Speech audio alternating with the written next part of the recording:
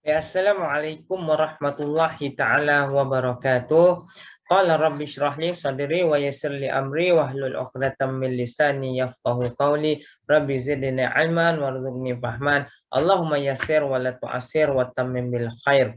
Baik, alhamdulillah. Kaif halukum jami'ah? Atamannakum bisihhati wal afiyah hadzal yaum. Baik, fi hadzal yaum insyaallah nahnu sanata'allam wa nahnu sanatahaddas anil mawdu' ismul isyarah. Okey, baik. Assalamualaikum dan salam sejahtera. Okey. Untuk subjek bahasa Arab pada hari ini, okey, kita akan belajar berkaitan dengan isim isyarah. Okey, kita akan sambung semula, okey, berkaitan dengan tajuk isim isyarah. Okey, pada minggu lepas kita dah pun belajar isim isyarah. Kita dah pun belajar berkaitan dengan isim isyarah. Apa maksud isim isyarah? Kita refresh balik. Isim isyarah ini adalah merupakan kata tunjuk. Maksudnya kata tunjuk. Kita nak menunjukkan sesuatu. Sama ada kita nak menunjukkan sesuatu itu pada jarak jauh ataupun kita nak menunjukkan sesuatu itu pada jarak dekat. Okey, sama ada kita nak tunjukkan dia itu pada jarak jauh, okey, ataupun dalam bahasa Arab kita panggil sebagai lil ba'id, okey, jauh, ataupun kita nak tunjukkan dia itu pada kedudukan yang dekat dengan kita. Okey, seperti contoh, kalau kita nak tunjukkan, okey, sesuatu benda yang dekat dengan kita, kita akan cakap ini. Kalau kita nak tunjukkan sesuatu itu jauh daripada kita, kita kata itu. Contohnya ini kertas, maka kita tunjuk ini kertas. Dekat tak dengan kita? Dekat. Takkan kata itu kertas. Sesuai ke tak sesuai? Tak sesuai. Maka dekat kita panggil ini. Kalau kita nak tunjukkan sesuatu yang jauh, contohnya almari, itu almari. Okey, contohnya kita nak tunjuk jam dinding, itu jam dinding. Kalau kita nak tunjukkan dekat, kita kata ini kertas, ini kopiah, ini cermin mata. Jadi itu kegunaan isim isyarah. Okey. Jadi kita tengok. Okey, minggu lepas kita dah belajarkan haza dan hazihi. Okey, kita dah belajar dah haza dan hazihi. Macam yang kita tahu, haza dan hazihi ini adalah merupakan maksudnya yang sama. Haza ini maksudnya ini, hazihi pun maksudnya hazihi juga maksudnya ini. Maksudnya sama dalam bahasa Melayu, kedua-dua ini maksudnya sama. Haza ini, hazihi pun ini. Cuma dalam bahasa Arab, kalau nak gunakan haza dan hazihi ini ada pada keadaan-keadaan tertentu. Kalau kita nak gunakan haza, kita nak tunjukkan haza, maka mestilah sesuatu benda itu mufrad, satu. Okey, dan mestilah dia muzakkar. Baru kita boleh guna haza. Okey.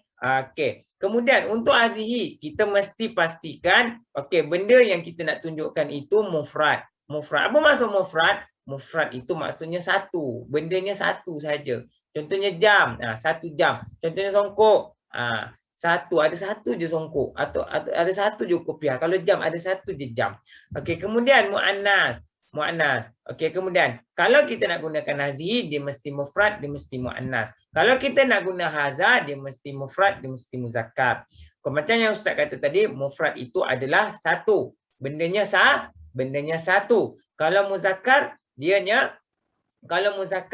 itu adalah menunjukkan kepada tanda-tanda lelaki. Maksudnya tanda-tanda lelaki kat sini dia tidak ada ta marbu', dia tidak ada ta marbutah. Okey, ta marbutah tak ada. Tidak ada ta marbutah. Okey. Belakang kalimah. Okey. Belakang kalimah. Faham kalimah? Maksudnya belakang perkataan. Kalimah itu maksudnya perkataan. Okay, Ustaz minta maaf lah, okay, sebab Ustaz tak boleh nak menulis secara betul, secara cantik sebab tidak ada kemudahan. Okay, tapi tak apa. Okay, janji faham. Okay, maksudnya mufrad dia mesti satu, kemudian dia mesti muzakkar. Tanda-tanda muzakkar lelaki, maksudnya tak ada ta marbutah belakang kalimah. Kalau hadhihi dia mesti satu. Dia mesti satu, kemudian dia mesti muannas. Apa maksud muannas? Muannas itu perempuan. Perempuan maksudnya dia perlu ada ta marbutah, mesti ada. Dekat mana letak dia? Di belakang perkataan. Boleh faham? Mesti ada di belakang perkataan ataupun belakang kalimah. Boleh faham tak? Okey. Contoh yang Ustaz boleh bagi. Okey, contoh yang Ustaz boleh bagi. Okey, ini awak dah mahir dah semua ni. Kita dah belajar dah. Cuma ini refresh. Okey. Sebab kejap lagi kita nak masuk tajuk. Kita nak masuk isim isyarah yang lain pula. Okey. Adanya ta marbutah belakang kalimah. Contohnya, okey, kita tengok macam mana kita nak gunakan haza. Okey, kita tengok. Okey, di dalam bahasa Arab, okey, di dalam bahasa Arab, okey, yadun. Yadun dalam bahasa Arab apa? Apa maksud yadun dalam bahasa Arab? Yadun. Apa maksud yadun? Yadun tangan. Okey, yadun tangan. Satu tangan. Okey, satu tangan. Satu tangan. Ni satu tangan. Satu tangan. Okey. Yadun. Muzakkar. Ada satu tangan. Yadun. Satu tangan. Betul? Okey. Kemudian, kita tengok. Yadun itu ada ta marbutah ke? Tak ada. Tidak ada ta marbutah. Maka bila tidak ada ta marbutah, kita tengok. Dekat mana yang tak ada ta marbutah? Oh, bila tak ada ta marbutah. Dekat. Tengok dekat sini. Sini tak ada ta marbutah. Maka kita akan sebut dia sebagai haza yadun. Okey. Haza yadun. Boleh faham? Haza yadun. Kita tak boleh kata hazihi yadun. Contoh lain. Contoh lain.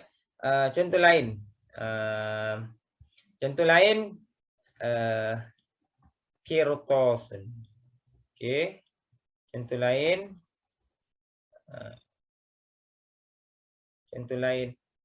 Kirtosun. Okey. Kirtosun. Okey. Kirtosun maksudnya adalah kertas. Okey, kita tengok kertas. Kirtosun. Kirtosun ini satu kertas. Selai kertas. Okey, selai kertas. Okey, kita tengok ada ta marbutah ke tak ada? Tak ada. Bila tak ada ta marbutah, dia mestilah haza. Dia tak boleh kita katakan dia sebagai hazihi. Boleh? Okey, kalau hazihi, macam ni kita nak tengok hazihi. Okey, kita tengok kat sini hazihi. Baik. Okey, kita tengok hazihi. Apa contoh hazihi? Okey, kita tengok. Topi dalam bahasa Arab apa? Topi dalam bahasa Arab. Siapa ingat? Topi dalam bahasa Arab. Kita dah belajar dah topi dalam bahasa Arab. Okey, kubba'atun. Kubba'atun. Okey, kubba'atun itu adalah kubba'atun itu adalah topi. Okey, kubba'atun itu adalah topi. Okey, kita tengok. Kubba'atun itu adalah satu topi. Okey, satu topi. Okey, satu topi. Okey, kemudian kita tengok. Ada ta marbutah ke tak ada? Ada ta marbutah. Jadi apabila adanya ta marbutah, kita tengok kat sini. Oh, ada ta marbutah. Maka kita kena gunakan dia sebagai hazihi. Kita kena gunakan dia hazihi. Kita tak boleh gunakan haza. Okey, itu kita dah belajar dah. Okey, Ustaz rasa awak semua dah faham. Okey, kemudian kita tengok zalika dengan tilka. Okey, sama macam haza dan hazihi. Sama dengan haza dan hazihi. hazihi, zalika dan tilka ini sama dengan haza dan hazi. Cuma zalika ini kita nak tunjukkan dekat tempat yang jauh. Okey, kalau haza dan hazi itu kita nak tunjukkan dekat tempat yang dekat dengan kita, betul? Yang ini nak tunjukkan dekat tempat yang jauh, ataupun dalam bahasa Arab lil isim isyarah lil ba'id. Okey, lil ba'id. Maksudnya apa? Maksudnya kita nak menunjukkan dianya tempat yang jauh. Okey, zalika dan tilka itu maksudnya dalam bahasa Melayu adalah itu. Maksudnya adalah itu. Jauh.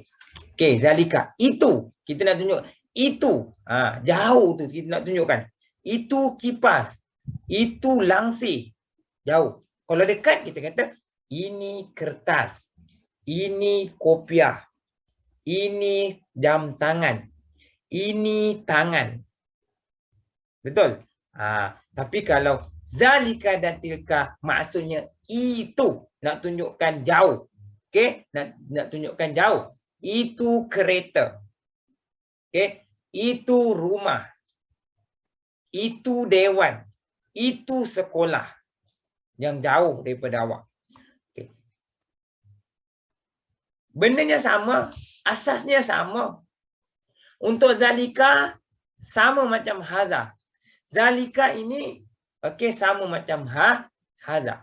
Okey, maksudnya dekat sini zalika itu dia mesti mufrad, kemudian dia mesti muzakkar.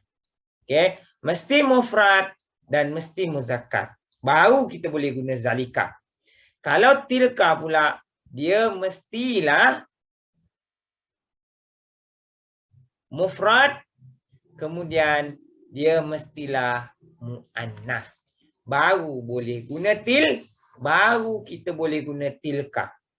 Kalau zalika, mufrad muzakkar. Kalau tilka, mufrad muannas. Okey, mufrad ustaz kata apa? Mufrad ustaz kata dia itu mesti tunggal, mesti satu.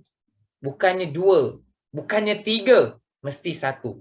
Kemudian itu mesti muzakkar. Muzakkar apa maksud muzakkar? Macam yang ustaz kata, muzakkar itu dia adalah tanda lelaki, maksudnya tidak ada ta marbutah. Kalau muannas pula, kalau tilka pula dia mesti mufrad, iaitu mesti tunggal, mesti satu, bukan dua, bukan tiga. Kemudian dia mesti muannas. Mesti ada alamat ta'nis. Maksudnya dia mesti adanya ta marbutah di belakang. Boleh faham? Sebagai contoh ustaz tunjukkan. Benda ni pun kita dah belajar dah. Contohnya lauhatun. Tengok lauhatun. Tengok lauhatun. Lauhatun ni satu ke dua ke tiga? Dekat dalam gambar ada satu. Lauhatun adalah satu. Bukan dua, bukan tiga. Satu. Kemudian tengok ada ta marbutah ke tak? Ada ta marbutah. Apabila ada ta marbutah, kita lihat balik. Zalika ke tilka? Mestilah tilka. Sebab dia apa? Sebab dia muannas. Sebab dia muannas. Sebab dia adanya ta marbutah. Maka untuk lauhatun kita kata tilka lauhatun. Kita akan kata tilka lauhatun. Kita tak boleh kata zalika lauhatun. Kita mesti kata tilka lauhatun. Contohnya mirwahatun ni. Satu ke dua ke tiga? Satu. Muannas ke pertama sekali kita tengok mirwahatun. Mirwahatun satu ke dua ke tiga? Satu. Bukan dua, bukan tiga. Dia ada satu kipas dekat situ. Kemudian kita tengok ada ta marbutah ke tak ada? Ada ta marbutah. Bila adanya ta marbutah, dia itu muannas ke muzakkar? Dia mesti muannas. Apabila muannas, kita tengok balik zalika ke tilka. Okey, kita tengok. Okey, kita tengok kalau zalika dia muzakkar dan dia mufrad dan dia muzakkar. Kalau tilka dia mufrad dan dia muannas. Maka dekat sini dia mufrad dan dia muannas. Maka kita katakan dia sebagai tilka mirwahatun. Okey. Tilka mirwahatun. Okey, contohnya misbahun, lampu. Kita tengok satu ke dua ke tiga?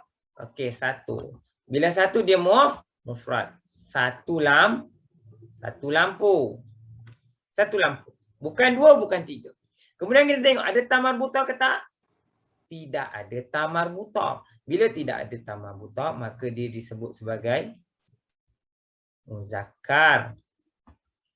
Dia disebut sebagai apa? Dia disebut sebagai muzakkar.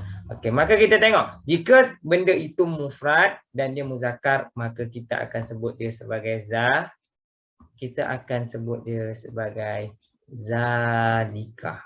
Okey. Kita akan sebut dia sebagai zalika dan bukannya tilka. Contoh lain, jadwalun. Kita tengok jadwalun. Jadualan. Okey, ada berapa jadual itu? Satu. Jadi dia mufrad. Okey, satu. Okey.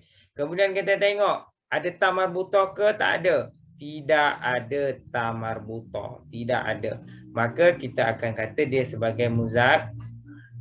Kita akan kata dia sebagai muzakkar. Okey.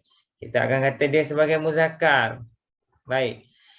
Kemudian, apabila kita tengok dia itu mufrad, dia itu muzakkar, maka kita akan sebut dia sebagai zalika. Dan bukannya tilka. Okey. Jadi Ustaz rasa okey, Ustaz harapkan okey, awak faham okey apa yang Ustaz sampaikan. Jadi Ustaz rasa setakat itu saja kelas kita pada hari ini. Mudah-mudahan awak dapat apa yang Ustaz sampaikan pada hari ini. Jadi Ustaz rasa setakat itu saja. Okey, jadi Ustaz akhiri dengan lafaz wabillahi taufiq wal hidayah. Wassalamualaikum warahmatullahi taala wabarakatuh. Ma'assalamah wa ilal liqa.